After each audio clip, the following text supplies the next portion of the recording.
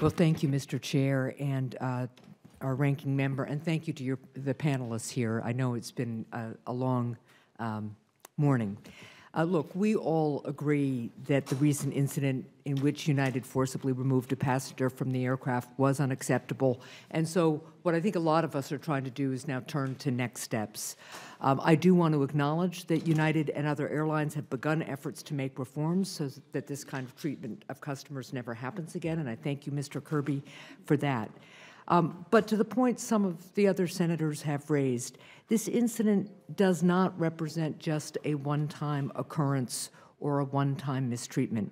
Constituents all across the Granite State, and I'm sure many individuals in this very room, have experienced routinely unpleasant flying episodes on one of the major airlines. In fact, just last year, the Department of Transportation, which tracks incidents like these, received 17,904 complaints across the industry, and those are just the cases that are reported. And I understand about percentages and statistics, but if you're one of those 17,904 people, statistics don't make much of a difference to you. So it's not acceptable that we have this level of difficult occurrences, and we can't just throw our hands and say, that's the way it always has to be. Or in my view, and many of my constituents, can we just say voluntary action by the airlines is enough?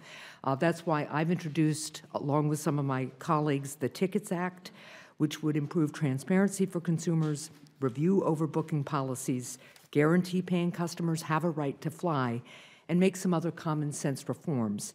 I'm glad that United has made voluntary measures, taken them. It sends a nice message, but it's not the same thing as a guarantee. Consumers want to know that United won't change its mind later when the industry changes or the finances change. So I believe that consumers deserve to fly safely and comfortably, particularly at a time when the industry is earning record profits. And believe me, my constituents are aware of that too. So Mr. Kirby and Ms. Pinkerton, will you commit to working with me and my staff as we approach the FAA reauthorization on measures like those included in the Tickets Act that will improve air travel for customers? Oh, yes, we're very happy to work with you, Senator. I do want to urge caution, and I think as we discussed previously, many of the items that are in your legislation do make sense, and that's why carriers have stepped up and said, yes, it doesn't make sense for us to remove a passenger from a plane.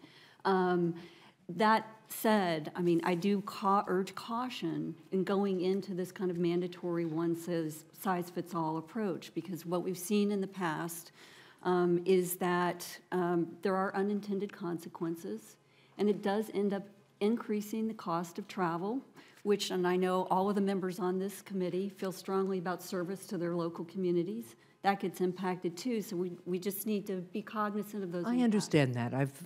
You know, you always have to balance this, but I think a lot of my constituents would say that airlines treat them in a one-size-fits-all manner, and that they are not treated as individuals and customers with rights. And we are a democracy, and people's money is supposed to have value and buy them a certain expected experience, right? We agree.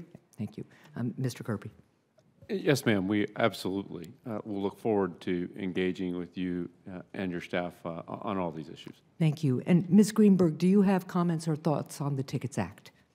Yeah, we support the Tickets Act. I think it offers a lot of very positive benefits to consumers, including the issue of not allowing involuntary bumping, eliminating limits on the compensation for bumping, limiting overbooking practices, which we talked about a little while ago. We don't understand why overbooking happens, and requiring appropriate disclosures by the carriers. So yes, we think it's a great bill, and we look forward to working with you on it.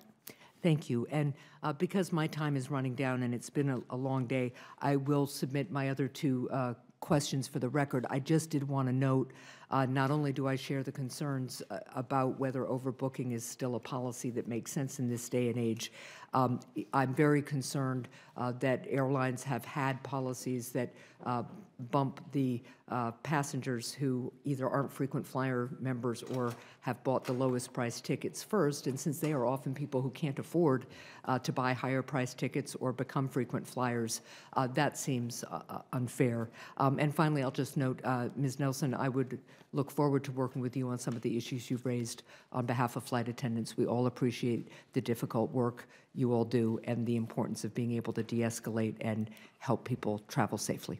Thank you very much, Senator. Thank you, Senator.